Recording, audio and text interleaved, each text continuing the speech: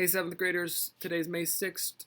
We're talking about World War II this week, and we've already said that there was a battle raging in Europe, England versus Germany. Germany had been crossing so many lines. They broke the Treaty of Versailles, they broke the Munich Agreement, they traveled into Poland, and that's what really got World War II started. Then they traveled and invaded France, and they were even thinking about invading England. And England, under the guidance of Winston Churchill, fights back and they defeat Germany in the Battle of Britain. And Germany, though, is not completely out. They're just temporarily knocked back a little bit, and England is safe for a while.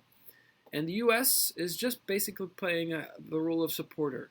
We are doing something we're calling the Lend and Lease program, where we give boats, we give planes, but we're not giving soldiers. We're not committing our own troops to World War II. We wanted to stay out of it. We were dealing with the Great Depression. We were dealing with problems at home, and war is never a great thing for the country. And so we were wanting to stay out of it, and that all changed in what FDR calls a day that will live in infamy. It's the attack on Pearl Harbor in Hawaii by the Japanese. Japan was angry at the United States for not trading oil with them, and we had put up an embargo saying, hey, we're not going to do business with Japan because of what they were doing in their own neighborhood. They were attacking China. They were attacking the Philippines. They were attacking other places in their immediate area, Korea and other places. And so we decided to not trade with them, especially oil. And since Japan is a tiny little island, doesn't have a lot of resources, they needed our oil to continue their pursuit of domination in that area. And so they attack us, and that changes everything. You can see a picture there. Lots of ships were destroyed. 2,000 plus soldiers were killed that day. There's today the War Memorial in Hawaii with the sunken ship and the memorial built over top of it. I've never been to Hawaii.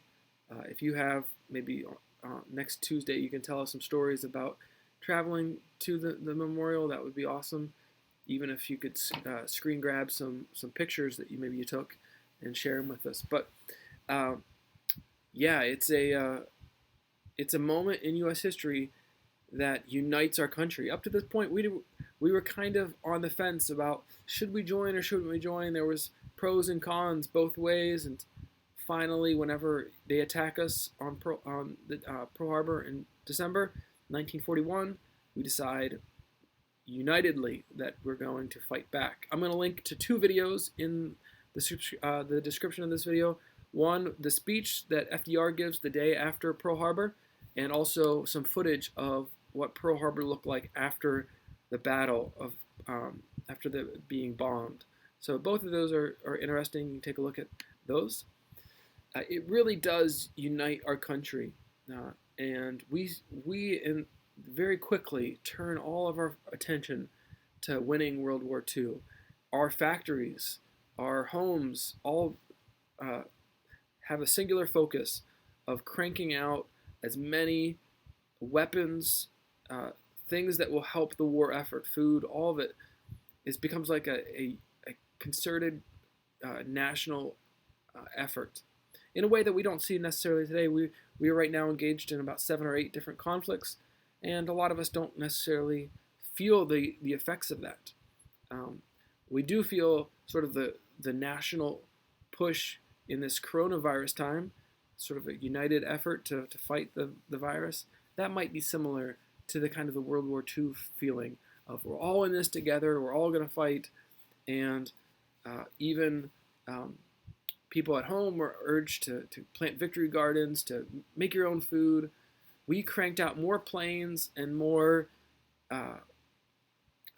ships than all the other people in World War II combined. We were just all about making the implements of war that would stop Germany, stop Japan, and stop Italy.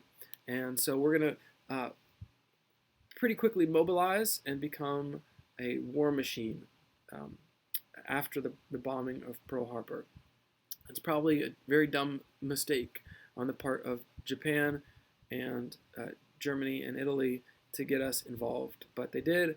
And when we joined, we quickly turned the tide, sending troops first to Italy, then up into Europe through Italy, and then eventually storming the beaches of France and starting a Western Front in France. So this week's reading, World War II, Chapter 26. I have 2 videos that I'll link in the description about the bombing of Pearl Harbor. Bye.